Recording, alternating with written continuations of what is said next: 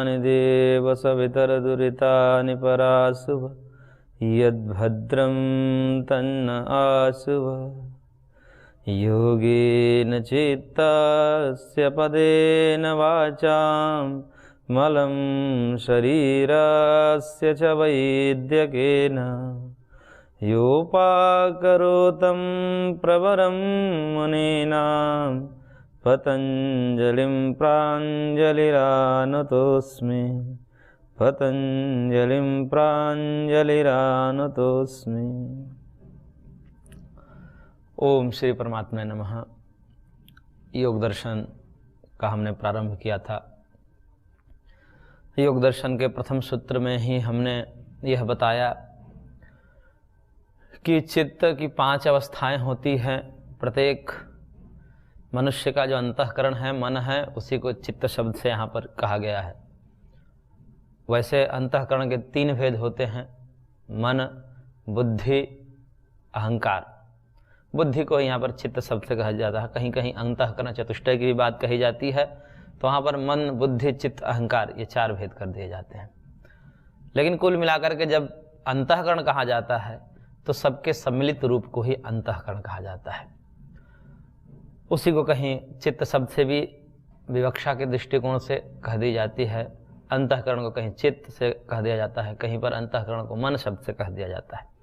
इसी प्रकार यहाँ पर अंतःकरण को चित्त शब्द से संबोधित किया है महर्षि ने। और वह चित्त अलग अलग अधिकारी भेद से अलग अलग प्रकार की स्थितियों में होता है। चित्त तो एक ही प्रकार की वस्तु से बना है, वस्तु ही है, एक पदार्थ है, वह त्रिगुणात्मक है, लेकिन सबके चित्त अलग अलग प्रकार का होता है। अथवा ये कहें कि एक ही मनुष्य के चित्त अलग अलग अवस्थाओं में काल भेद की दृष्टि से भिन्न भिन्न अवस्थाओं में होता है। वही चित्त जब सत्व प्रधान होता है तो ज्ञान की स्थिति में होता है और वह भक्ति, ईश्वर से एकात्मता, तदात्म्यता आदि स्थितियों में होता है। वही चित्त जब आंशिक रूप से उसमें रजस का संपर्क हो जाता है तो वह यानी कि रजस और सत्व, इन दोनों का मिश्रित स्वरूप जब होता है, सत्व ज़्यादा होता है, थोड़ा सा रजस हो जाता है, तो धर्म, वैराग्य, ऐश्वर्य आदि में उसकी रुचि होती है। लेकिन वही जब रजस और तमस से अनुविद्ध हो जाता है, युक्त हो जाता है, यानी कि रजस ज़्यादा होगा और तमस हल्का होगा, तो विषयों का प्रेमी होगा, उसको विषय में आनंद आएगा, रूप रस गंध सांसारिक विषयों में उसको रुचि आएगी, भोग विलास का जीवन पसंद करेगा। उसमें यदि तम ऊपर हो जाए, तमस प्रधान चित्त हो जाए, तब वही व्यक्ति अब अधर्म, अज्ञान, अवैराग्य आदि प्रवृत्तियों में, जिसको दुष्प्रवृत्ति कही जाती है, उन प्रवृत्तियों में वो रत हो जाता है। तो इस प्रकार से क्षिप्त, मूढ़, विक्षिप्त, एकाग्र और निरुद्ध, ये 5 अवस्थाएं चित्त की बताई गई। और ये अवस्थाएं चित्त के त्रिगुणात्मक होने के कारण हैं। और त्रिगुण जो होते हैं, ये जो गुण होते हैं सत्व, रज, तम, ये ऊपर नीचे होते रहते हैं। इसलिए एक समान चित्त की स्थिति नहीं होती, किसी की भी एक प्रकार के चित्त की स्थिति नहीं होती।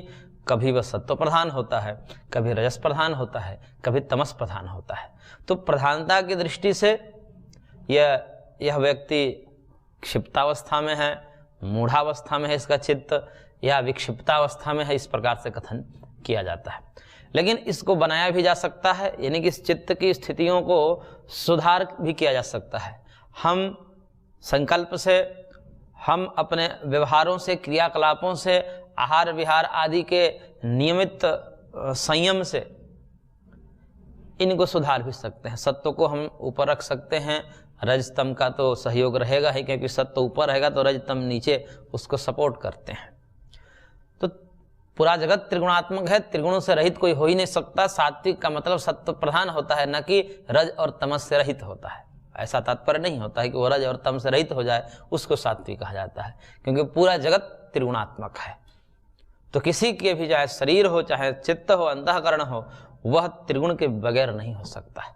हाँ, अंतर इतना होगा कि वह सत्व प्रधान हो जाएगा, सत्व उसका ऊपर रहेगा। लेकिन हमेशा उसका सत्व ऊपर नहीं हो सकता, क्योंकि चलम चंग वृत्तम, ऐसा महर्षि ने कहा, वेद व्यास ने, कि गुणों की वृत्तियाँ यानी कि गुणों का व्यापार जो है वो चंचल है, ऊपर नीचे होता रहता है। सत्य होगा तो ज्ञान की दृष्टिकोण में हम ज्ञान को अनुभव करेंगे, ज्ञान में रस लेंगे, ज्ञान करेंगे, और वही रजस हो जाएगा तो फिर जो है वैषयिक सुखों में इधर उधर हम जो है हमारा इंद्रियां विषयों की तरफ उन्मुख हो जाएगी, चित्त चंचल होने लगेगा। वही तमस प्रधान चित्त हो जाएगा तो निद्रा तंद्रा आदि की स्थिति में आ जाएगा। तो ये सबके अंदर होता रहता है। लेकिन कुल मिलाकर के एक व्यक्ति अपने 24 घंटा का एक पूरा कार्यकाल है, उसमें उसका चित्त कौन सी स्थिति में सबसे ज्यादा रहता है, इसी के आधार पर उसके चित्त की स्थिति का निर्धारण किया जाता है कि वो अधिकतर सत्व प्रधान रहा है या सत्व रज मिश्रित प्रधान होकर रह रहा है, अथवा रजस प्रधान रह रहा है, अथवा तमस प्रधान रह रहा है। इसके आधार पर क्षिप्त, मूढ़, विक्षिप्त और एकाग्र की अवस्थाओं का वर्णन किया जाता है, निर्धारण किया जाता है।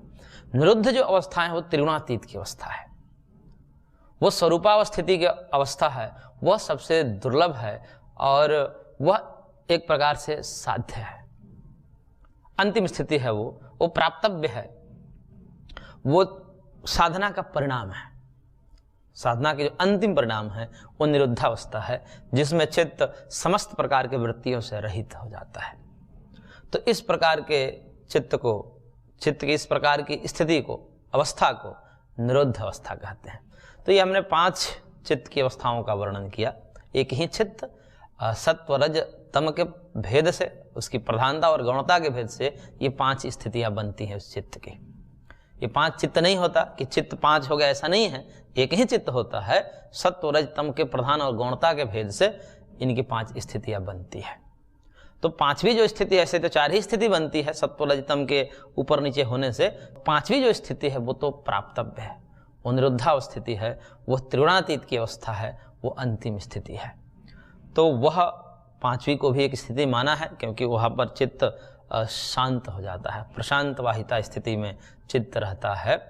तो ऐसी स्थिति को भी महर्षि ने एक प्रशांतता की अवस्था जो है, निर्वृत्तिक अवस्था, कोई वृत्ति नहीं रही चित्त में, तो वह चित्त की एक प्रशांतता है, एक प्रवाहमान, स्वच्छ प्रवाहमान एक स्थिति है, उसको भी अवस्था के रूप में माना।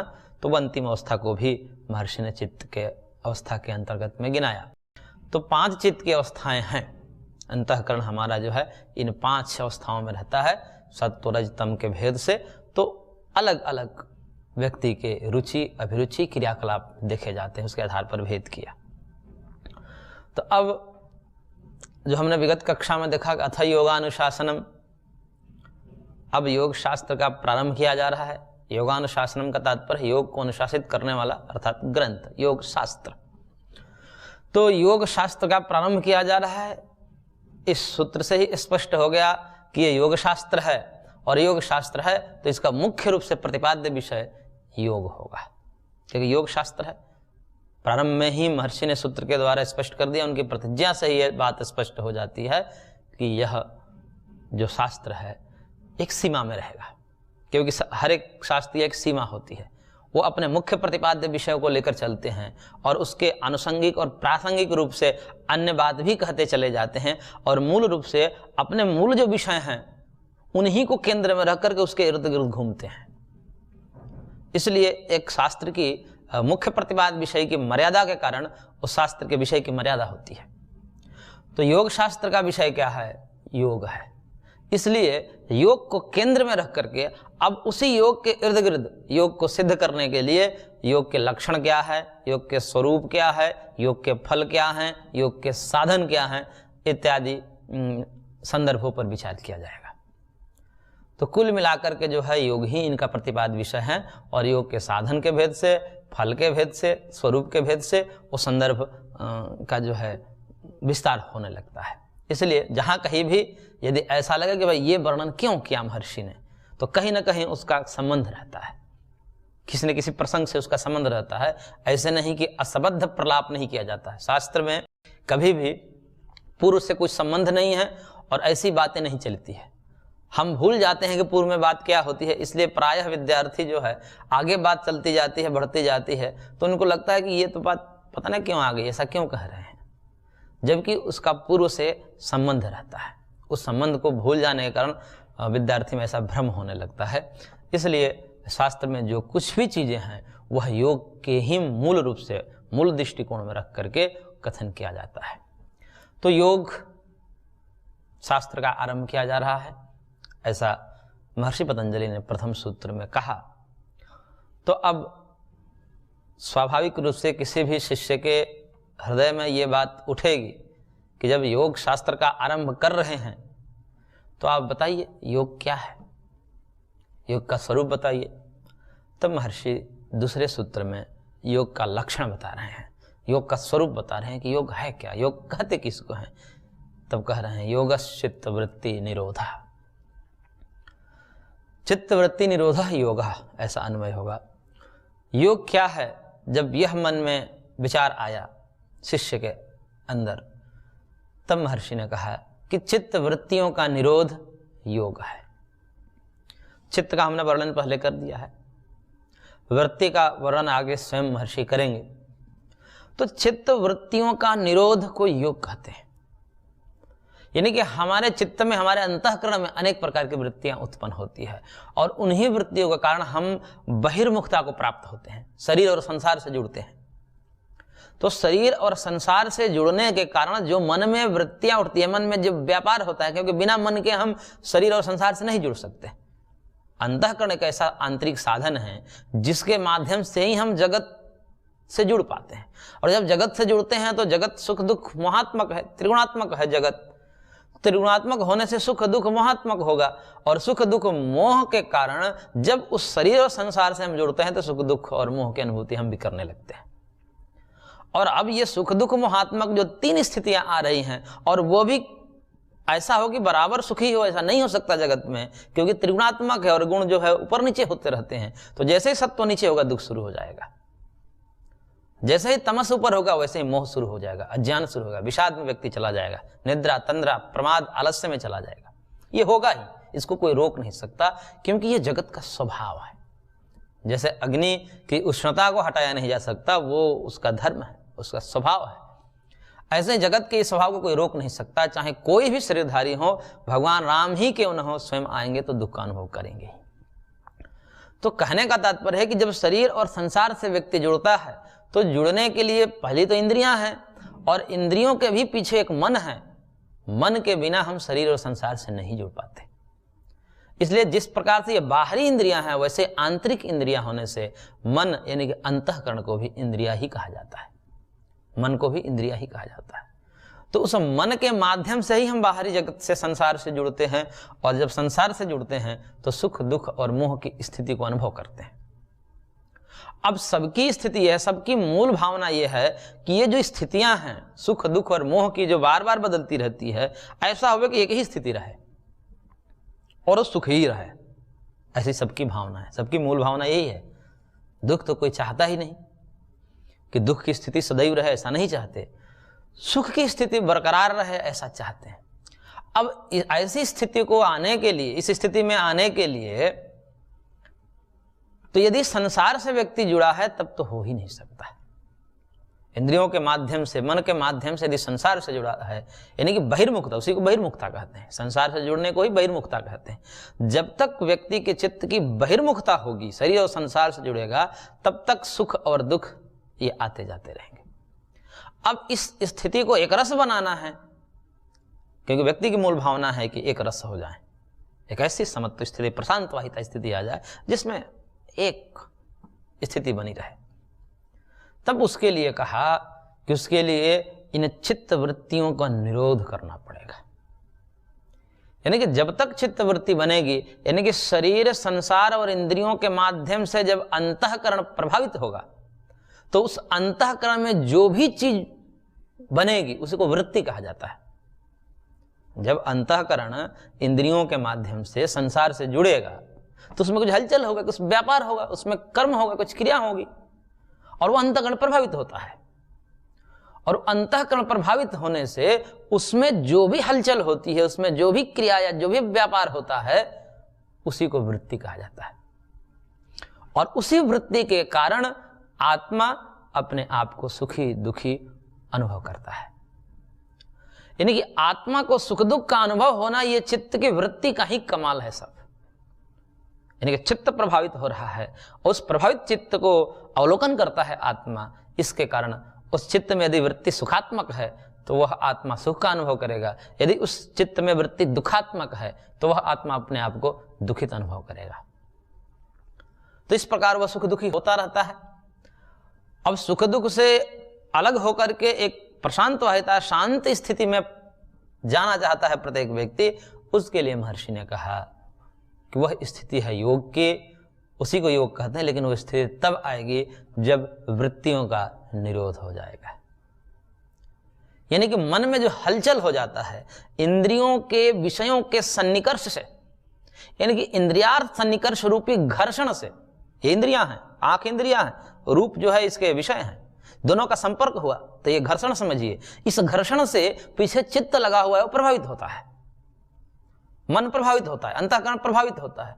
और वह अंतःकरण प्रभावित होगा तो अंतःकरण अब रूपाकार रसाकार गंधाकार कारित हो जाता है। अंतःकरण का धर्म रूप रस गंध नहीं है, ये अंतःकरण का धर्म न हो करके भी अंतःकरण उससे प्रभावित हो जाता है, क्योंकि ये रूप रस गंध आदि धर्म ये संसार के हैं, विषय के हैं, पदार्थ के हैं। लेकिन जब इंद्रियात सन्निकर्ष रूपी घर्षण होता है तब वह अंतःकरण प्रभावित होता है। अंतःकरण का प्रभावित होने से वो वृत्ति बनती है, उसी वृत्ति को कहा जाता है कि आत्मानुभव करता है, जिसे महर्षि वेदव्यास जी ने बुद्धि प्रतिसंवेदी पुरुष ऐसा कहा है कि पुरुष जो होता है, आत्मा जो होता है, बुद्धि का प्रतिसंवेदी है। यानी कि बुद्धि यानी कि चित्त, बुद्धि मतलब चित्त, बुद्धि शब्द तो कहिए चित्त कहिए एक ही बात है। तो वो चित्त में जो भी वृत्तियां बनती है उसको अनुभव करने वाला होने से पुरुष को बुद्धि प्रतिसंवेदी कहा जाता है। और उसको अनुभव करने के कारण वो अपने मूल स्वरूप को खो करके, उसका मूल स्वरूप क्या है? पुरुष का मूल स्वरूप है नित्य शुद्ध बुद्ध मुक्त स्वभाव, और वो नित्य शुद्ध बुद्ध मुक्त स्वभाव से हट करके वह सुख दुख मोहात्मक स्थिति को प्राप्त हो जाता है। और उसकी स्थिति को प्राप्त होने का मुख्य कारण ये चित्त की वृत्तियां हैं। इंद्रियार्थ सन्निकर्ष रूपी घर्षण से चित्त में जो हलचल हुआ है, उस हलचल के कारण आत्मा अपने नित्य शुद्ध बुद्ध मुक्त स्वभाव से रहित होकर के वह सुखात्मक और दुखात्मक रूप में प्रतिभाषित होने लगता है। ये सब आभास है, आत्मा का स्वरूप नहीं है, आभास है। सुख दुख का अनुभव जो है आत्मा में नहीं होता, वो आत्मा का आभास है, आत्मा उसको आभासित करता है।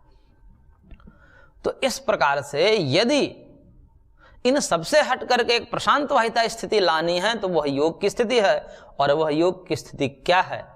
तो स्पष्ट रूप से कह दिया, चित्त वृत्ति निरोध योग, कि चित्त वृत्ति का निरोध जो है वह योग है।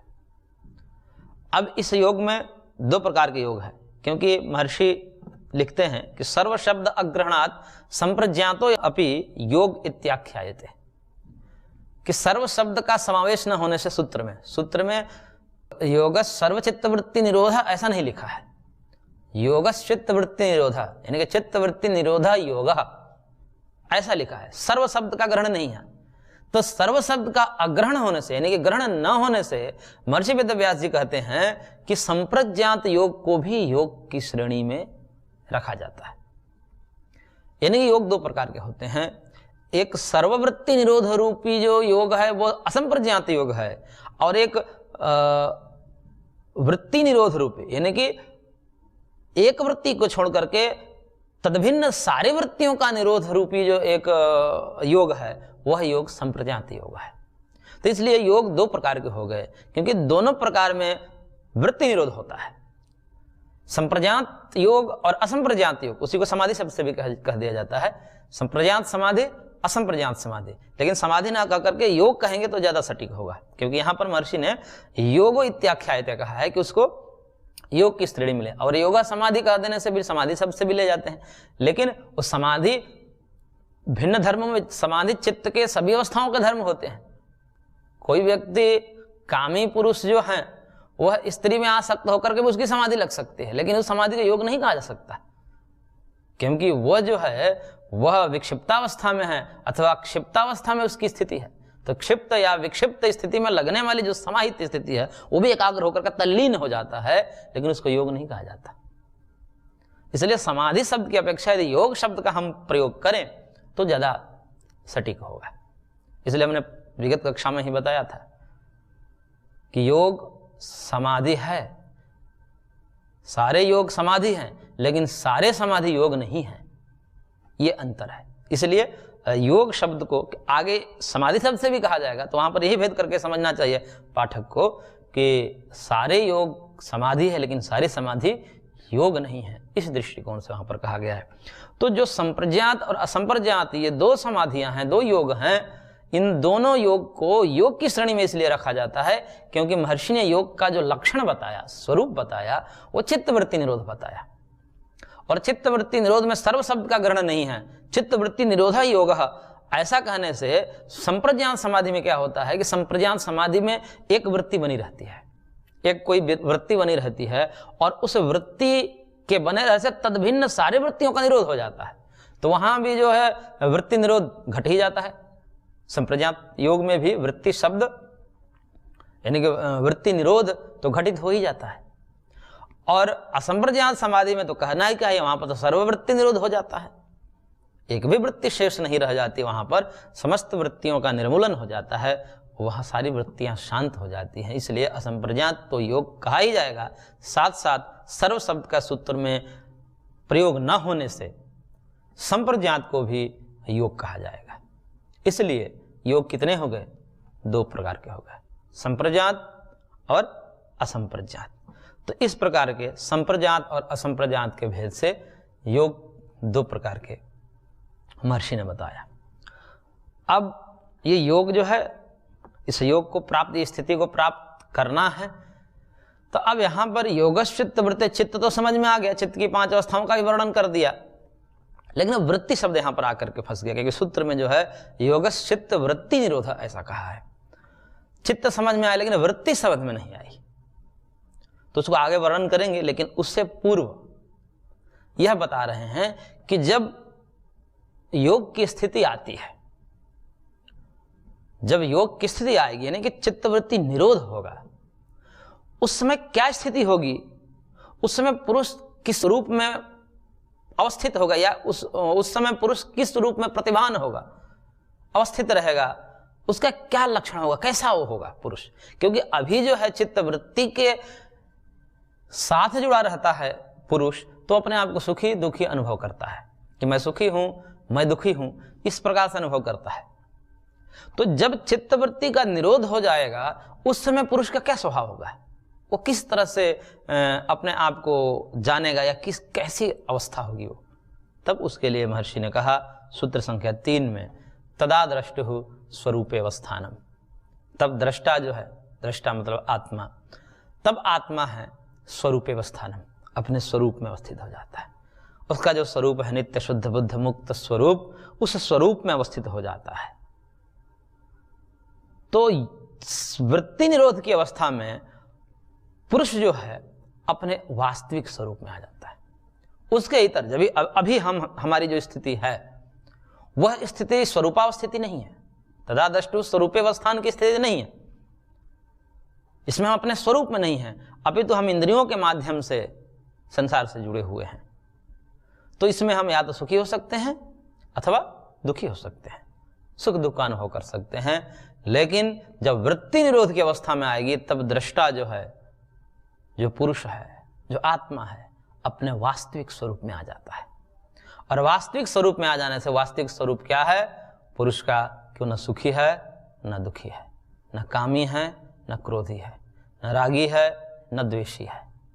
इस प्रकार से काम क्रोध लोभ मोह सुख दुख आदि से रहित होकर के परम विश्रांति, परम शांति की स्थिति में होता है। वो एक विलक्षण स्थिति है, उसका तो स्वयं से अनुभव किया जा सकता है, वाणी द्वारा कितना भी हम व्याख्यान करें वो नहीं किया जा सकता, लेकिन इतना कहा जा सकता है कि वह इनसे विलग है।